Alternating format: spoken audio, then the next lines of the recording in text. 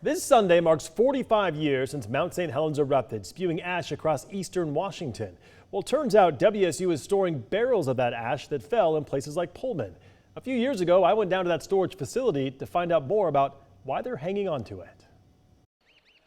Each one of these drums looks kind of like this. Inside this white pole barn 12 miles from the WSU campus in Pullman, there are dozens of steel and cardboard barrels filled with volcanic ash. This one came from the Lincoln School in Pullman. Ash that was quickly scooped up from rooftops around Pullman and Yakima following the eruption, placed in plastic bags and preserved to be used in research. There you go. First time it's seen daylight in 40 years. The bulk of the ash that we collected was here in Pullman. It was on the roof of one of the biology buildings because it's a flat surface and it was easy to sweep it up. Dick Mack is an emeritus professor at WSU School of Biological Sciences and was teaching on campus when St. Helens erupted. For the next several years, he and his department used the ash to study its impact on the region's plant life. And was there any big or key takeaway from those studies that you learned from it?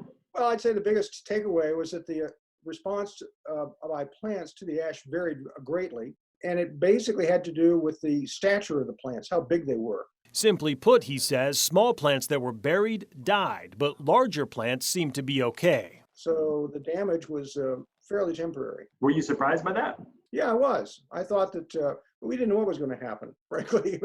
Today, 97 barrels of ash remain. Lewis Payne looks after them as the caretaker of the Hudson Biological Reserve. When you have a handful of it, you don't really feel any weight or shape or anything. He suspects most of these barrels haven't been opened in 40 years as the university awaits a legitimate research project. But we suspect that no one else has anything like this stored around. For now, Professor Mack says his department will continue to preserve the volcanic ash. It's too valuable and unique not to. There's always the need for preserving material like this for questions that I and others of my generation never would have envisioned. If we lose the ash, then of course those questions can't be addressed.